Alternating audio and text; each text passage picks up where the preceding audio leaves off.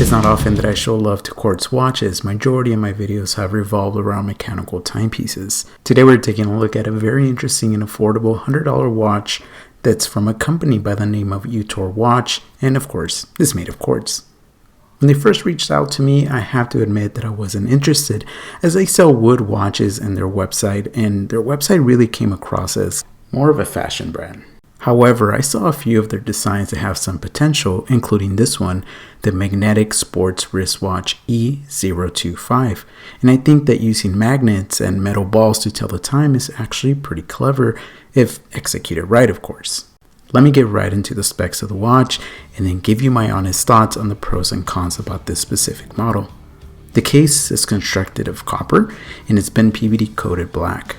The bracelet, however, is constructed of stainless steel. The case measures in at 40 millimeters. It's 48.2 millimeters from lug to lug. The thickness comes in at 12 millimeters, and in between the lugs it measures 20 millimeters. The watch comes with 30 meters of water resistance, and the watch with the incised bracelet weighs in at 143 grams. Okay, so let me start off by one of the biggest negatives about this watch, the case construction. I simply don't understand why the case is made of copper and the bracelet and case back are constructed of stainless steel. I've had vintage watches made of copper cases and the durability of the coating doesn't really adhere as well. Furthermore, there's a clear distinction in color between the case and the bracelet. The case looks like a dark gray and the bracelet actually looks black. The finishing on the case is well done. There's crown guards at the 3 o'clock and the unsigned 4.4 millimeter crown is pretty easy to interact with. Since this is a quartz watch, you won't be interacting with it much anyway. This watch stood out to me because of the color of the bezel, but in person the colors are very vibrant. This appears to be constructed of aluminum, but the metallic red and high polish just don't work for me. Changing the colors to a more muted color and brushing on the bezel would have worked better in my humble opinion.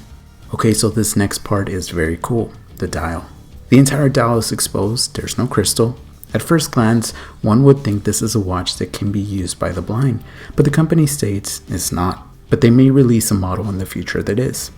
Nonetheless, I actually think it's pretty cool. The way you tell the time is via the two metal balls.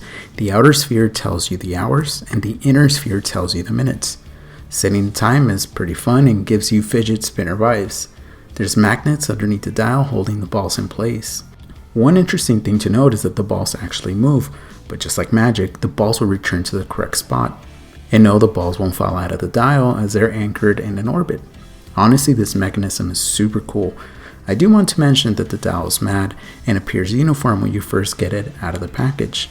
Throughout the video though, you may have noticed that there are different shades of gray around the numbers.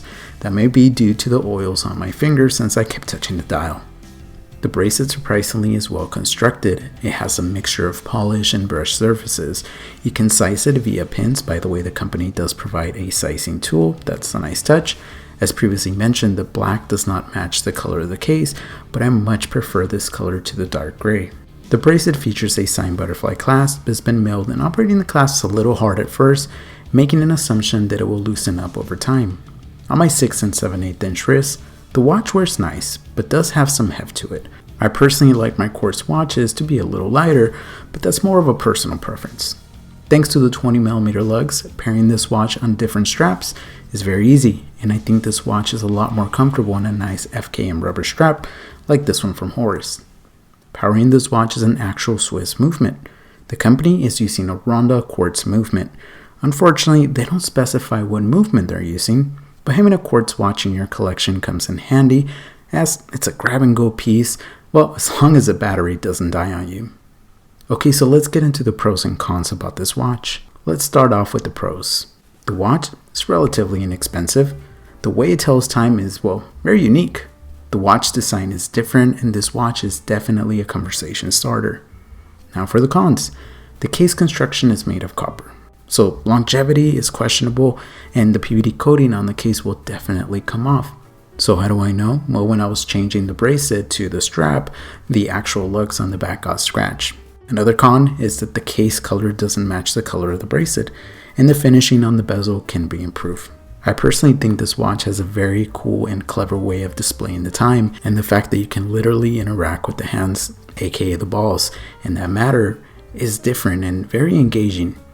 I think I personally would go for the all black version, as the bezel on this one is a no-go for me.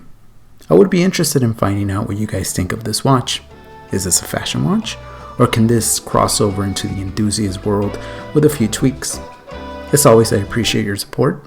Please consider subscribing to the channel. Be safe out there and stay humble.